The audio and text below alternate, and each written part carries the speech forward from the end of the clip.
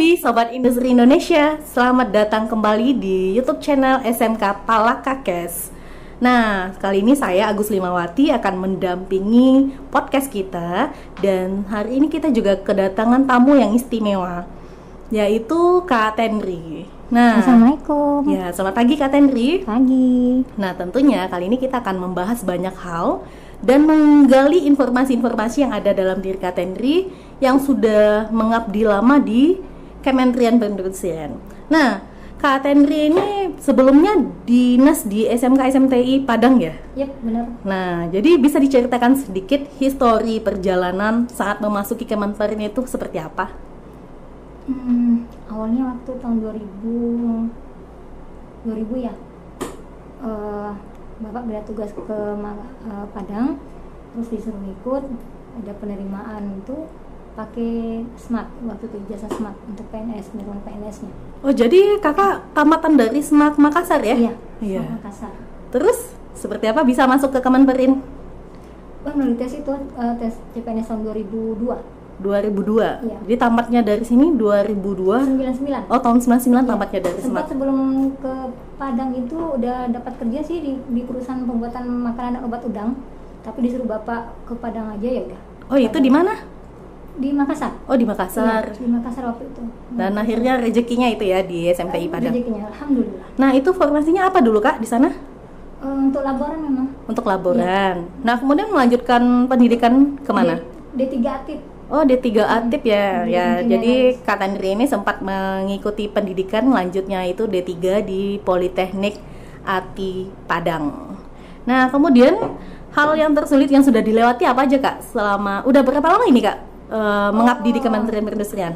Di SMTI itu sudah 20 tahun ya. Mau 20 tahun Desember. Wow, luar biasa 20 tahun. Nah, hal tersulit yang sudah dilalui itu apa aja? Hal tersulit banyak sih. Hal tersulit mulai dari dengan rekan kerja, dengan keluarga tuh banyak lah yang tersulitnya. Tapi di balik itu semua ternyata dulu kan mau cerita sedikit nih ya. Ya, silakan Kak. Dulu kan sebelum ke Padang itu sebenarnya nggak mau disuruh ke Padang, nggak suka guys. Sebenarnya karena mungkin nggak tahu ya, karena kita disuruh keluar dari zona nyaman. Dan biasanya di kota tempat kita lahir, kita punya kerjaan baik, disuruh sama orang tua pindah ke tempat yang akan baru, sangat-sangat baru. Itu awalnya nggak suka, tapi ternyata disitulah banyak sekali nikmat yang dikasih Allah. Kayak gitu mungkin ya, kalau kita mengikuti orang tua mungkin ya tidak mengikuti nafsu kita, tapi lebih mengutamakan orang tua nyuruh nih, yuk selagi kita tidak suruh berbuat maksiat, ayo kita ikutin. Iya, betul. Banyak dari mulai gadis terus sudah berumah tangga, punya anak di situ, anak udah besar, banyak lah nikmatnya. Yang paling utama itu nikmat hidayah di agama, belajar agama Islam yang betul. Itu yang paling luar biasa nikmatnya waktu. Jadi merantau itu pendekatan ke yang itu kuasa lebih mungkin ya sekian banyak masalah hidup kita ya Allah kasih, dan rupanya Allah beri nikmat untuk itu, nikmat hidayah. Nah, jadi sekarang ini suaminya orang Padang juga ya Kak? Padang. Wah, jadi perjalanan Kak Tenri ini sangat cocok dengan perjalanan saya. Iya, yang saya juga orang Padang gitu kan, yang saat ini juga mengabdi di Kota Makassar. Nah, kemudian kenapa bisa dari Makassar ke Padang itu bisa diceritakan lebih jelasnya Kak? Karena itu sebuah keputusan yang besar. Iya benar. Balik lagi ya, dari sebelumnya Makassar ke Padang, dari zona nyaman ke zona baru. Balik juga begitu Padang ke Makassar, dari zona nyaman ke zona baru. Walaupun di sini tempat kelahiran Tenri, tempat dibesarkan, tapi separuh umur udah habis di Kota Padang.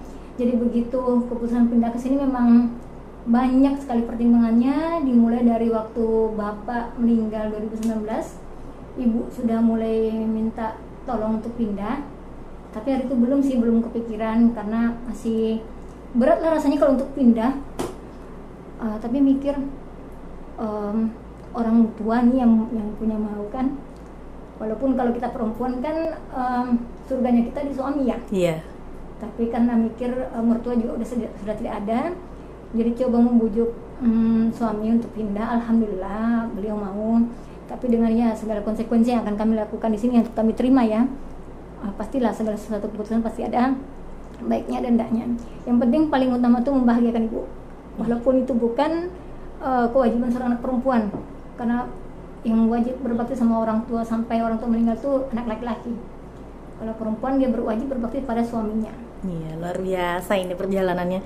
Jadi ya itu tadi, kita kembali lagi ke pengabdian kita kepada orang tua ya. Dan syukurnya dapat pasangan hidup yang pengertian nih, itu yang luar biasanya. Alhamdulillah. Jadi sekarang posisinya lagi LDRan dengan suami ya Kak ya? Iya, LDRan insya Allah sampai Desember atau Januari mungkin. Karena nggak kuat-kuat juga LDRan sebenarnya ya. Iya, banyak fitnah takutnya. Iya betul ya. Bener-bener.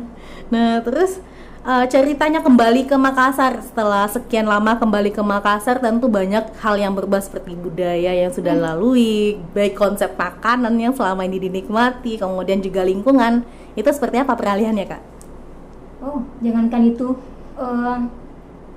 menuju rumah saja dari bandara itu udah bingung, mana yang rumah ya? Kok nggak ada lagi tanda-tanda yang seperti dulu, udah banyak rumah-rumah tinggi, rumah-rumah makin padat. Sudah itu suami kan pesan kalau diantar tiap hari sama Gojek, tolong perhatikan jalannya. Ternyata tiap hari tuh Gojek berbeda-beda jalan, apalagi jalan singkat mereka tuh berbeda-beda. Lama-lama mikir ya udahlah, kita ambil aja poin titiknya jalan yang paling sering dilewati tanpa melewati jalan tikus. Kalaupun ada mungkin jalannya tuh mudah dihafal. Nanti sambil belajar aja lah lagi kalau ini. Kalau ada suami banyak lah perubahannya dari Padang ke Makassar. Yang harus belajar lagi ya, kan udah lama ditinggal, itu harus mulai menyesuaikan makanan lagi, nasinya juga itu disesuaikan. Untungnya udah terbiasa juga sih, kalau DL keluar Jawa kan nasinya nasi seperti itu ya, di Makassar jadi udah terbiasa. Tapi untuk ini memang masih penyesuaian, masih belajar, memang harus belajar lagi dari nol. Iya, 20 tahun itu bukan waktu yang singkat ya. Bener. Kalau 20 tahun anak itu udah kuliah gitu kan ya. Iya. Nah jadi itu. Nah kemudian apa ya, terus kayak perubahan lingkungan itu seperti apa yang sudah dilewati selama 1 bulan di sini ya, sejak kembali dari Padang ke Makassar? Kalau lingkungan sih nggak banyak berubah ya Wati. Dari dulu kan memang maaf nih, kalau Teni kan memang tinggal di daerah yang waktu masih gadis tuh, masih sekolah, memang daerahnya suka ada ribut, ada suka yang orang minum-minuman keras, mabuk-mabukan di sekitar, masih ada. Cuman sekarang mungkin jauh berkurang, kan udah pada tua-tua kali ya, angkatan udah pada tua, udah pada berkeluarga semua kan, jadi mungkin generasi berikutnya. Tapi mudah-mudahan lah ya aman ya, karena katanya masih ada sih sering tawuran gitu. Allah. Nah balik lagi ke SMK SMTI Padang dengan SMK SMTI Makassar. Kira-kira apakah merasakan apa ya namanya, budayanya atau lingkungannya itu bisa disamakan seperti yang di Padang, atau Kak Tenri sendiri merasakan ada perubahan yang besar ketika sampai di sini terhadap lingkungan kerjanya gitu kan? Oh, terhadap lingkungan kerja nih? Iya. Ada sih bedanya. Apa bedanya Kak? Bisa diceritakan sedikit? Dari apanya dulu ya? Mungkin ini dari segi siswanya ya.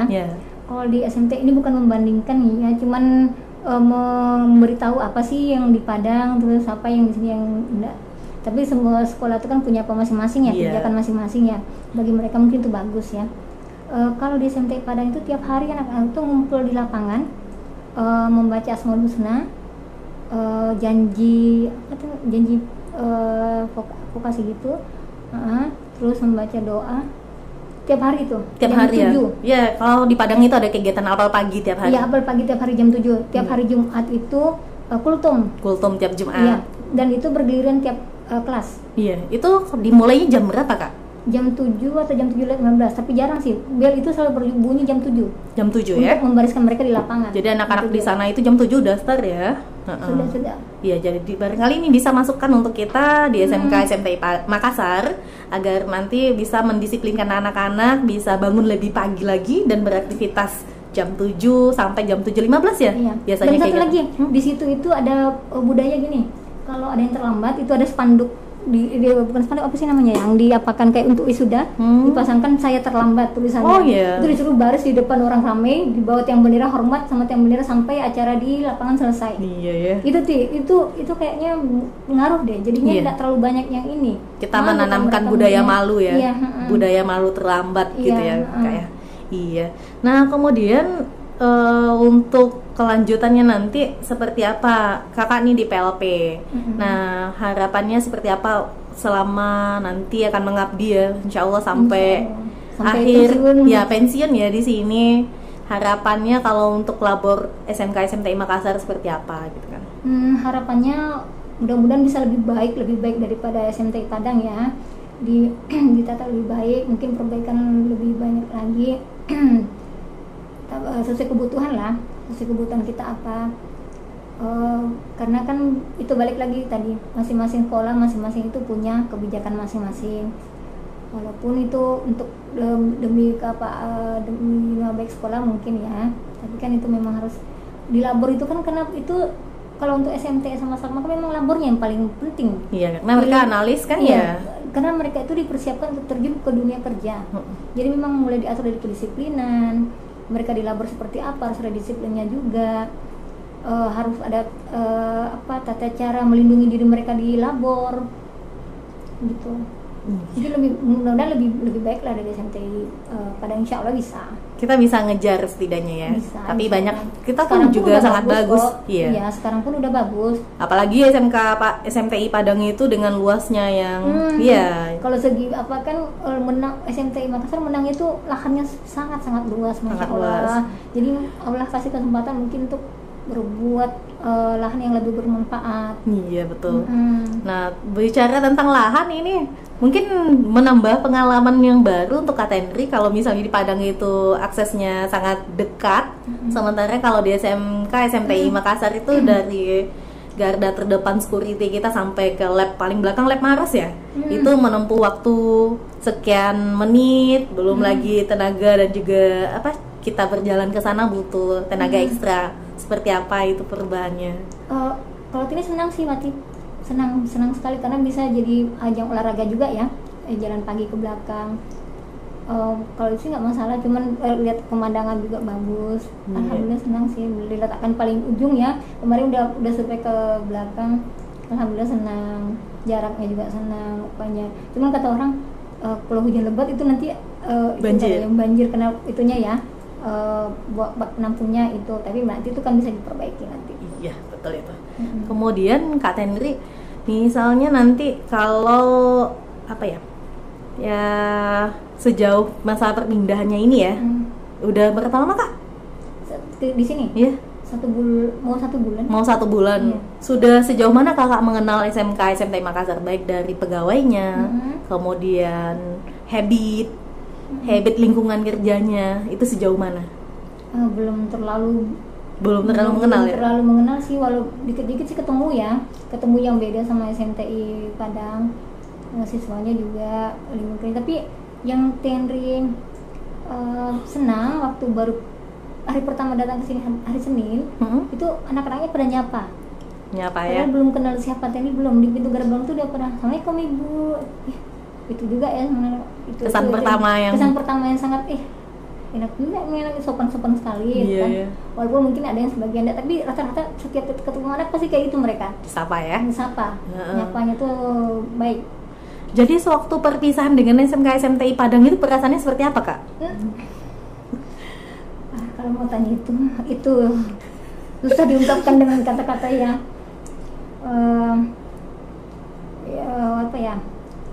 Di tempat kerja itu udah seperti keluarga. Tenri bisa belajar Minang sama mereka, bisa belajar memaknai hidup lebih ke orang-orang. Di situ sosialnya tuh tinggi di SMTI Padang tuh. Kalau ada yang keluarga habis sakit biasanya pasti ditanya, siapa yang sakit apa. Habis itu sering pergi berkunjung itu. Selalu memang selain pekerjaan yang diprioritaskan tuh selalu menanyakan soal keluarga. Semuanya hampir seperti itu, menanyakan keluarga sakit atau meninggal, pasti lama kami berbicara dan itu memang bagus ya efeknya ya. Kita juga senang ditanya seperti itu soal keluarga, selain soal kerjaan, itu bisa menimbulkan hubungan yang lebih enak, lebih indah. Makanya memang berat meninggalkan SMTI Padang itu, bukan karena kita orang-orangnya yang sangat baik, insya Allah. Iya, yang datang akan pergi dan itu akan kembali lagi gitu ya. Benar. Nah, jadi nanti kalau misalnya udah masa pensiun, apakah bakalan tetap di Makassar atau akan kembali ke Padang?